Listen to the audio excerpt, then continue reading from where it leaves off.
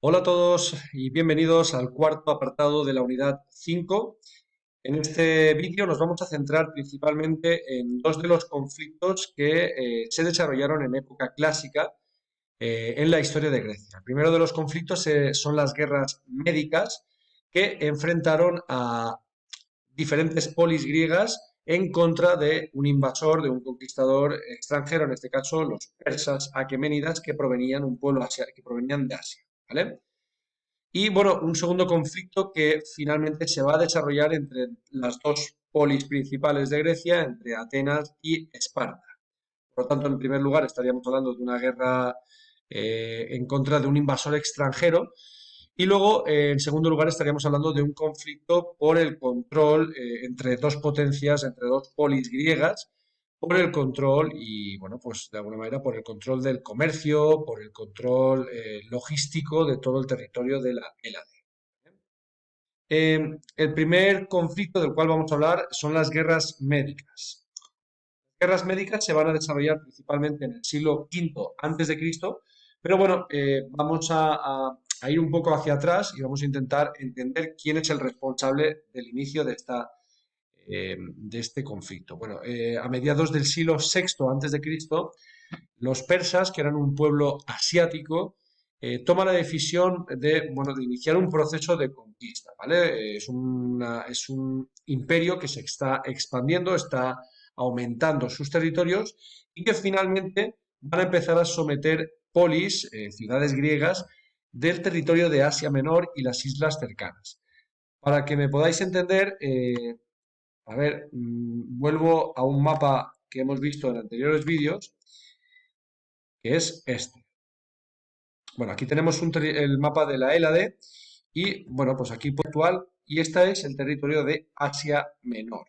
Aquí a este territorio, pero en esa época pertenecía la órbita griega, ¿vale? De alguna manera, pues estas zonas, estas polis griegas que compartían dioses, compartían una misma lengua, pero que cada una se gobernaba con sus propias instituciones. Ya hemos hablado de que las dos principales fueron Atenas y Esparta, ¿vale? Pero hubieron otras muchas polis, ¿vale? Como por ejemplo Troya, tenemos aquí Micenas, Tebas, etcétera, ¿vale? Fue conquistada, fue integrada por el imperio persa y bueno, pues obviamente eso no gustó a los griegos que a las polis que estaban sometidas, que habían sido conquistadas, ¿vale? A partir de ese momento, en el siglo V, a principios del siglo V, en el año 499, a los persas se rebelan, ¿vale? Digamos que toman la decisión de no formar parte del imperio persa y se rebelan, inician un proceso de guerra, ¿vale? Bueno, pues estas polis van a estar lideradas por principalmente y Atenas finalmente va a llevar a sus ejércitos y va a acudir en su ayuda, ¿vale? Van a haber dos conflictos principalmente. El primero de ellos es la primera guerra médica, en el cual, bueno, pues los griegos van a vencer a los persas en la batalla de Maratón, en el año 490. ¿Eh? Y finalmente los persas van a invadir Atenas, pero finalmente son derrotados en otras batallas, en la batalla de Salamina, que es una batalla naval, y la batalla de Platea. ¿Vale? Entonces el resultado final de este conflicto va a ser la victoria de los griegos, ¿vale? Pero una victoria muy sufrida, con muchas bajas, con muchas muertes y bueno, con batallas impresionantes, ¿vale? Batallas como por ejemplo que cuenta la leyenda que, bueno, pues fueron 300 guerreros espartanos los que consiguieron detener hasta cierto momento a los ejércitos invencibles de Jerjes. Otra de las batallas es esta, la batalla de Maratón, de la guerra médica, en la cual se enfrentarían los atenienses contra los persas y bueno, tras la victoria de Grecia, uno de sus guerreros tuvo que acudir corriendo a pie hacia Atenas para comunicar a sus ciudadanos que habían ganado la batalla, porque si no tenían orden de, bueno, pues de suicidarse colectivamente para evitar ser sometidos por los persas, ¿vale? Bueno, pues este guerrero corrió unos 40 kilómetros, alrededor de unos 40 kilómetros, y cuando difundió esa noticia, cuando dio esa noticia de que había metido en esa batalla, pues murió de agotamiento. ¿vale? En honor a esa batalla y a ese gran esfuerzo de ese guerrero, actualmente hay una prueba de atletismo de 40 kilómetros que son las maratones, ¿vale?